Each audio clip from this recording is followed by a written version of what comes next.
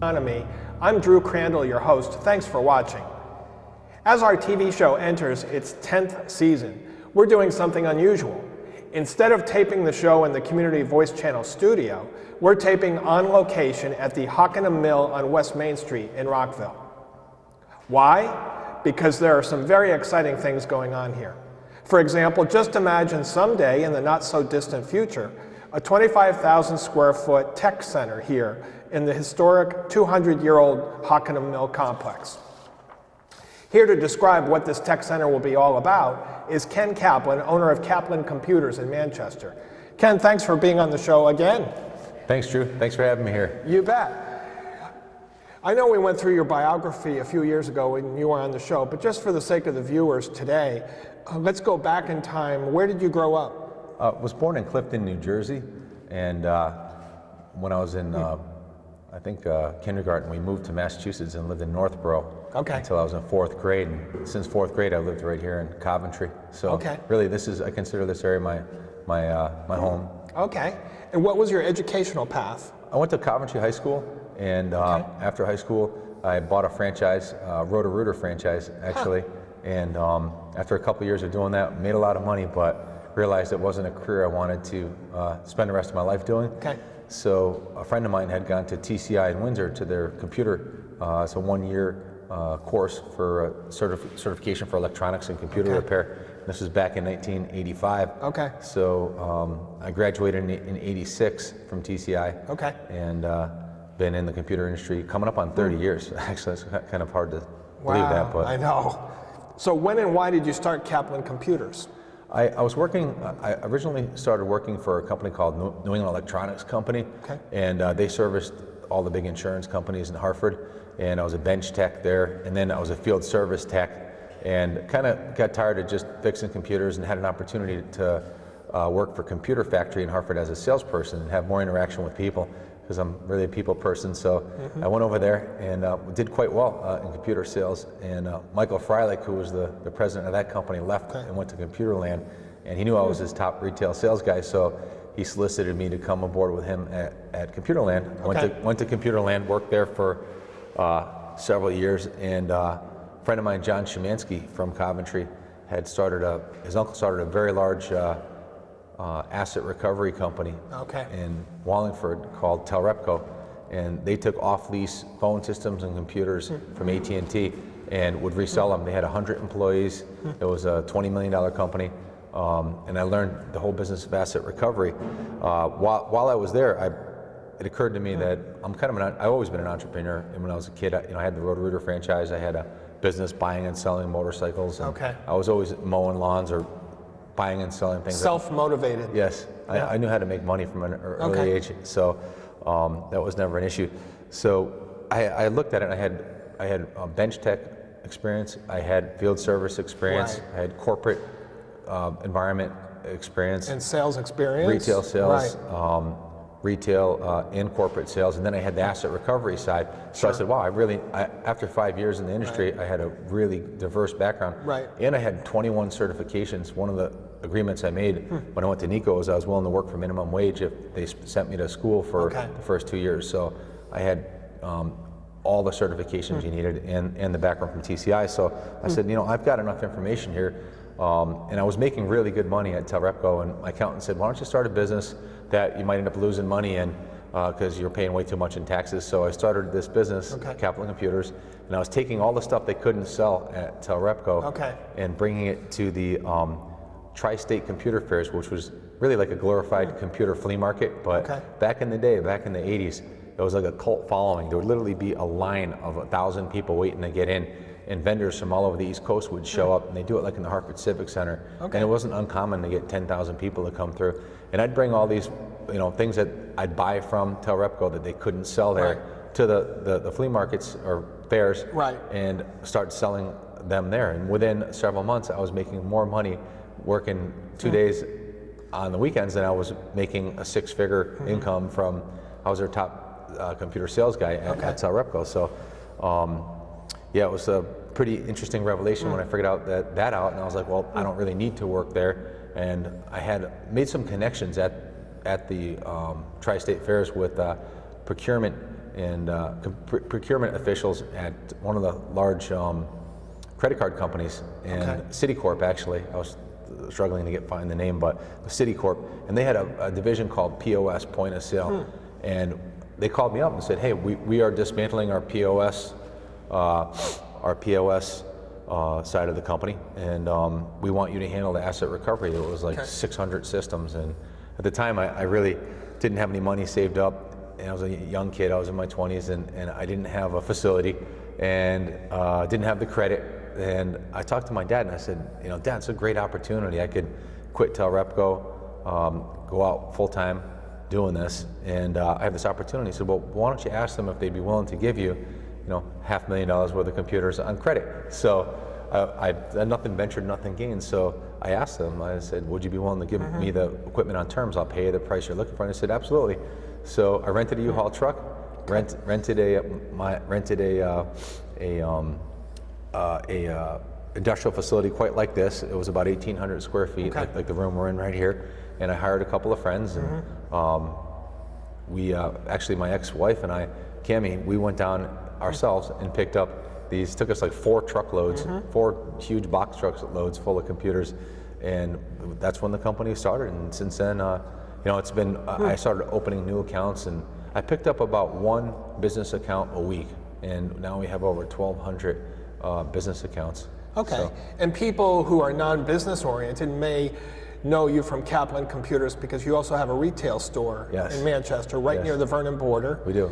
Tell us about that. Well, most people think that I am Kaplan Computers and that's all I do, but and they wonder why I'm not there much. But Kaplan Computers had a corporate asset recovery side that had a 24,000 square foot tech center, which is like half the size of a typical Kmart, huge facility. At one point it was 36,000.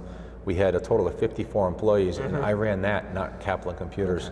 It was a division of Kaplan Computers called PC Worldwide. Okay. So really, when it comes to this 25,000 square foot tech center here, you've already been there, done that. I've had a facility bigger than this. You're just reproducing something you've already done. I'm recreating. You know it. I'm recreating a business that I already have. This is not just pie in the sky. No, I've done this. You've done this. You know how to do it successfully. 25 years. Yes. So it's interesting, Ken, because your store on Route 83 is right near the Hockenham River. Yes. And this new facility is right near the Hockenham River. Yes, so you have a connection with the Hockenham River here. It is. I could probably drop a note in the river and pick up the bottle at my office in Manchester in about 2 hours. So here we are standing in what will become part of your cycle business, and we'll talk about that in a minute. But behind me here is part of the dilapidated mill, and then you can't see it in the camera here, but there's a white building over here behind me, that will become part of your computer tech center. Yes, it will. So paint us a picture of what is going to happen first of all at the tech center, and then we'll go to some of the other entrepreneurial pursuits you have here. The building's kind of a unique structure. It was built in 1854. It has 3 levels, each are roughly 10,000 square foot, and it has a full attic, which is usable, has a freight elevator in a half of the basement, so it's over 40,000 square foot. The computer tech center is going to occupy the lower level has a brick and steel building component coming off the back and a brick on the front. So the first level is 15,000 square foot, has a loading dock and a drive-in bay. And the second floor is 10,000 square foot and has a loading dock also.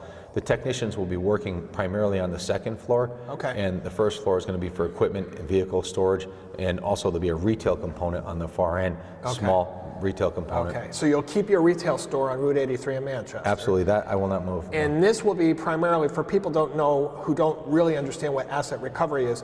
You basically buy in large volumes used technology from major corporations. Yes. And you refurbish that technology and then resell it. That's correct, yes. Right. So the tech center will be refurbishing computers and equipment for resale. And repairing for companies that need computer repairs. Okay. So in addition to the tech center, we're sitting right here in one of the rooms that you've finished the most in this huge sprawling complex. How many square feet is this total complex? It's 150,000 square feet. Wow, okay.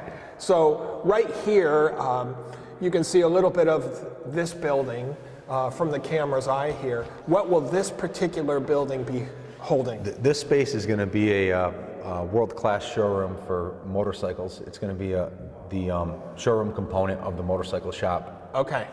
So and you've been a fan of motorcycles for a long time. My entire life. So this is a passion of yours. Yes. You're not just getting into something that you know nothing about. No, this is my #1 hobby. We run a small race team with 4 riders, and including myself, my daughter, my son, and Lee. So we've won 26 championships, New England championships, over the course of the decades we've been racing here.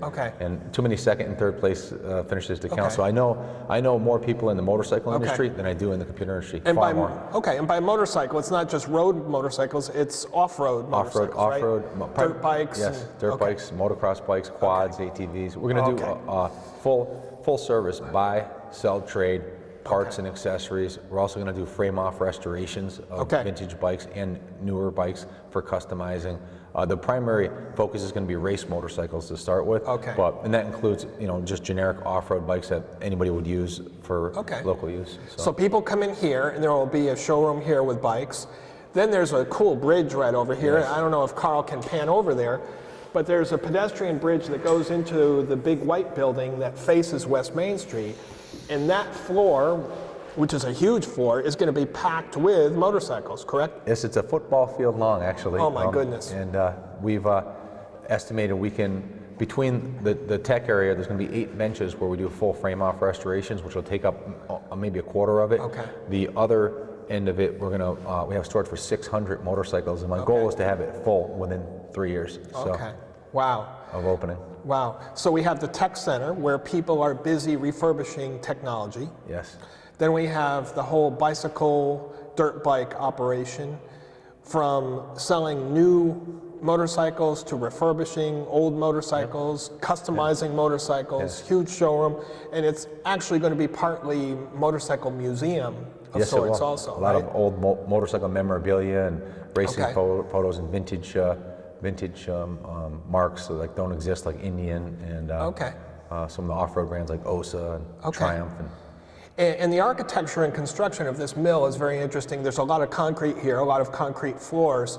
That ties in with another entrepreneurial pursuit that you have. Tell us about the concrete floors. My second favorite passion besides motorcycles is running heavy equipment. I own a 50-acre... Oh, you love your toys. Yes. I have a 50-acre farm up in Tolland, and we have 3 Bobcats, a backhoe loader, excavator, 2 dump trucks, 2 bulldozers, a small one and a big one, and probably over 40 motorized tools and attachments that are designed for taking a forest and turning it into a park or demoing a building. We demoed both buildings with my equipment. With your own equipment, yes, sir. Yeah, and the concrete technology is a component of the other company I own, Rockville Construction. We have 20 employees. We have 3 full-time.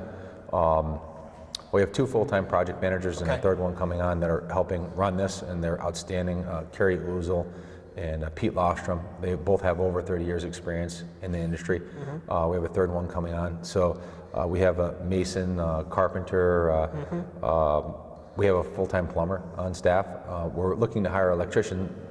The masons, one of them and I flew to Florida to look into purchasing a franchise for Concrete Technologies Incorporated, which we closed on last week of 2013. We bought the rights for Hartford County and Tolland County to advertise.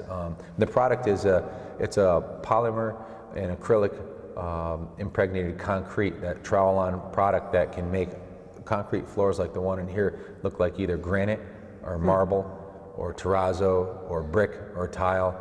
You can duplicate almost any look, and at a fraction of the cost of those products. So in layman's terms, if I'm listening right, is it a layer that you put on top of the existing concrete? Yes. And that layer actually has certain physical and aesthetic properties that make it look like it's beautiful. A different material. The floors we're going to do in the showroom here are going to be not only to beautify the motorcycle museum or showroom component of the business. It's going to be a calling card or a sales feature for the product that we're selling, the flooring. And so the concrete flooring material that you're now going to be handling Is that applicable for retailing, for industrial, commercial, residential? Lowe's, Home Depot, they all are potential clients. Right, because there are hundreds and thousands of square feet of concrete floors. There's 80,000 square feet just in these buildings here. And you can also you can also do walls and exteriors, and you can change the color of the look, and you can actually do logos. Like we're going to do a Rockville. We're going to actually make our conference table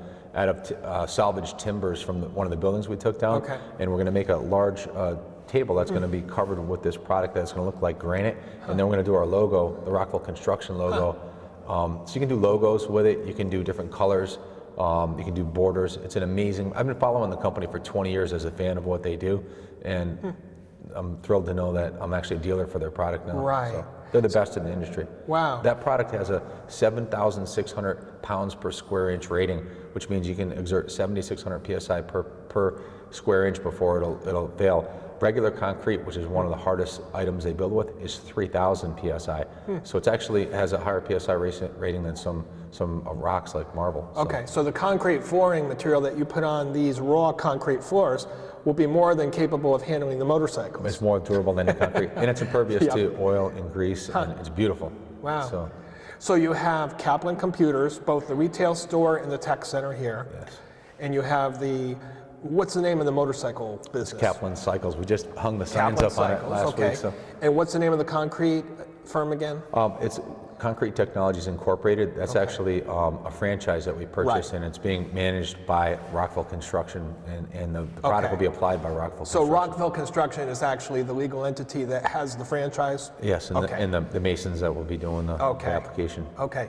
And then the fourth business that ties everything together is called Kaplan Millworks. Yes.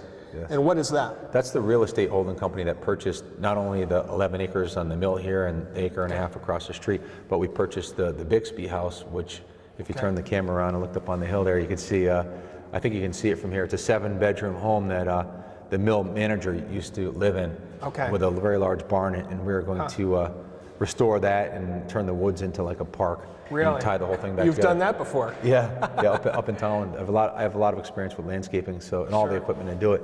So, Kaplan Millworks owns the property, and will be the company that leases space out. Okay. So when you're not running these basically 4 different businesses, how do you get the energy to do what you do, and what do you do for downtime? Well, because my major passion is motorcycles, and my second major passion is heavy equipment and construction and architecture. This isn't even work to me. This is like I'm playing all the time. Right. So it's such a perfect fit for who you are. It is. So the blend between recreation and work is completely blurred. So we took a 3-day cruise last summer, and I was like bored to tears on the cruise and gained like 10 pounds because all we did was eat, and I was stuck on the boat. I would have, now if I could have driven the boat, maybe I'd been okay with it, but I was miserable. I took Christmas Day off, a 3-day cruise, and there was one other day I took 5 days off last year, and the rest of the time I was involved with either, we're heavily into the motocross, so I was taking my son, I take my son and my daughter to races on the weekends, and I race too, so we do quite a bit of that. We have two full tracks at our 50-acre property in Tolland, so I'm either maintaining the tracks or I'm always doing something productive. So. And really, I can see the contrast because here we are. Really, Rockville is a miniature city. It is. It's a city. It has everything a city has. It's funny you should mention that. When I first pulled into this complex, I felt like I was driving into an abandoned city from the Aztec jungle because it was totally overgrown. Right. So here you have the city life. And then in Tolland you have the country life, so you get a nice blend going on absolutely. there. Yeah, I try to keep the technical side of at home to a low key. Like I try to keep the computers at work. And being outside and a lot. Being a computer guy, that must be hard. Yes. People who are real tech oriented just are so engrossed by their technology it can consume them. Yes. It become an addiction. Yeah, it can, and I'd rather. When I'm home, we're either riding the dirt bikes or running heavy equipment, or we dug a full acre pond with 3 diving boards and a rock tower.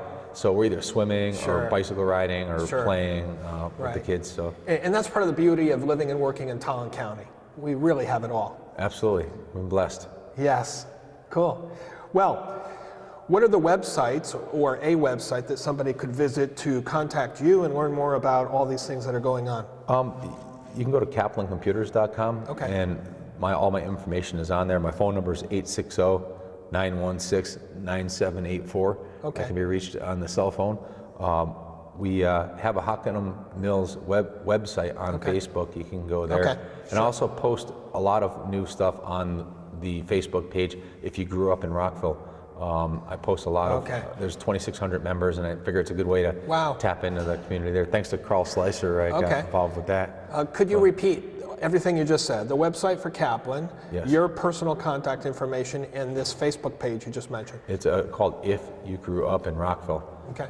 If you just type in under groups, if, and then you grew up, and it'll come up in Rockville. Okay. So, and my phone number is 860-916-9784. And that's kaplancomputers.com. That's it. Yep. And all my contact information is on the Contact Us page on there too. Okay. So between Kaplan Computers, the retail store, Kaplan Computers, the tech center, Kaplan Cycles, and the concrete firm, what kind of employment level might you anticipate having a few years from now? Well, interesting. When you blend all those together. Interesting you should ask that. Part of the milestones with the creation of Rockville Construction and the state granting me a $2 million loan. It's there are conditions for that loan. Yeah, it's not a forgivable loan. I have to pay back the entire amount with 3% interest. It's a 20-year loan. One of the milestones to get that low 3% interest was that I employ 25 people full-time on this project. If I fall short, right now I have 20 full-time people on it within 9 months, so I don't see this being an issue. And if you think about the impact that it has on the economy, all 20 people I hired were unemployed. And even if you have put in, let's say, an average amount of $15 an hour, that's 30,000 times 20, $600,000 a year that's going back into the economy on this project. In 5 years, that's $3 million. They loaned me $2 million. So it's easy to see that this is going to be really good for the economy in the area. So. So between the employees of the construction company, how many people do you employ at the store right now? We have 16 at the store, and more people here than we do at the store, which is kind of interesting. This is a very large scale project, and that's mostly why I'm down here. There's more, we're going to invest millions of dollars in a short period, so I need to be here. I've got one of the keys to me being able to do this is the staff I have. Tom Jern's my store manager. I've got an awesome eBay manager. I've got an excellent service manager at the store. There's key people that are doing phenomenal at what they do. They're better at what they do than I can be if I stayed there full time. So the key to success for any small business owner is hiring the best people possible, not just the least expensive people, because that's a recipe for disaster. Hire qualified people that are enthusiasts of what they do, that love what they do. And the same thing with the construction company and the other companies, hire the best people. So you have roughly, in rough terms, 20 people at the store, a few little than that, and then you have about 20 to 25 people working on this project right now. But once that project is done, those construction jobs will probably end. Actually, no, because Rockville Construction, Pete Lostrom and Carrie Uzel and Dolores, my mason, and the whole team, they want to keep this going. We've already lined up 3 other jobs after this, so they want to stay on this team, and they're dedicating their lives to this. I see now, because the concrete business is all bundled together. That's going to take off like a rocket. So as the jobs may stop increasing here because the project is virtually done, they'll be redeployed working on these concrete jobs. And their headquarters will be out of here, which works great for me, because my office will be in the white building. I'll have the easy access to the motorcycle business manager. I'll have key managers in each one. I won't deal with all the employees. I'll deal with a manager at the computer business, a manager at the motorcycle business, the manager of the construction business. And the beauty for me is, since I love these things, if I get bored doing one thing, I can jump into the other. It's like me with drums. Yeah, exactly. Now, how many people might you employ related to the motorcycles? I would predict that the motorcycle business, in year 1, I would say 4 to 7 full-time. Year 2, 10 to 12. Within several years, I would expect this would be a 10 to 20 person operation, between 3 people in eBay, 2 people in retail sales, 8 technicians, manager, some specialists, some motor specialists. It can easily take off and become a 20, 25 person company. And how about the tech center? Tech center, I would predict 25 for that. So roughly, if my math is right, we're talking about 75 to 80 jobs. We had predicted eventually 100 jobs with the DECD. That was our hope with that we're, we signed on a dotted line with penalties, of course. If I don't employ 25 people in addition to the Kaplan computer people that I already had, if I don't create 25 new jobs, each job that I fall short of cost me 1/10 of 1% of $2 million. So it's a lot of money. So it doesn't have to be construction jobs. No, the agreement includes the cycle business and everything together you have to create. Yes, and it's not going to be a problem doing that. So that makes sense. And my hope is that we will have 100 people employed here and at Kaplan Computers. Sure. And maybe more. Right. Well, Ken, as we wrap up the show, I want to thank you for your vision, for your energy, for your enthusiasm. There aren't a whole lot of people on planet Earth that even begin to tackle something like this. And so we appreciate your efforts to build the local economy and contribute to the local community here. So keep on keeping on. Thank you, Drew. I really appreciate you taking the time and interest to come down here and check this out today. You bet. And be sure to drive by West Main Street here, and you can see some of the visible, tangible progress that's being made. And by all means, visit our website, tollandcountyeconomy.com. That's tollandcountyeconomy.com. In addition to having our e-job bank, which I really encourage you to subscribe to, we keep track of many local jobs east of the river through our connections through the TV show, through the Tolland County Chamber, through other networks that we're part of.